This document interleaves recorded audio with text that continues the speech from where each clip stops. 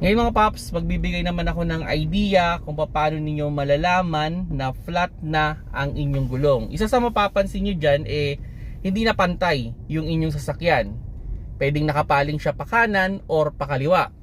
Then pag tumatakbo kayo, mapapansin nyo dyan parang pigil yung takbo. Parang ang hina niyang umarangkada.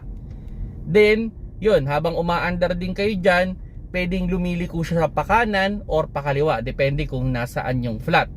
Ang pinaka worst dyan is yung may maririnig na kayo na parang pumapalakpak.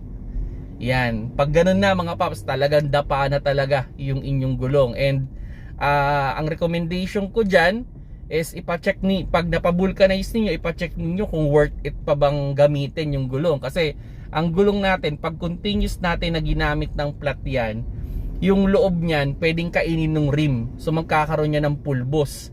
So ang tendency nun, pag yun ay tinakbo nyo ng tinakbo pa rin na manipis na yung loob, yun na yung mga pwedeng mga pumutok na gulong. Actually naitanong lang to, no, kasi new driver daw siya, ano daw yung mga indication na flat na yung gulong ng kanyang sasakyan.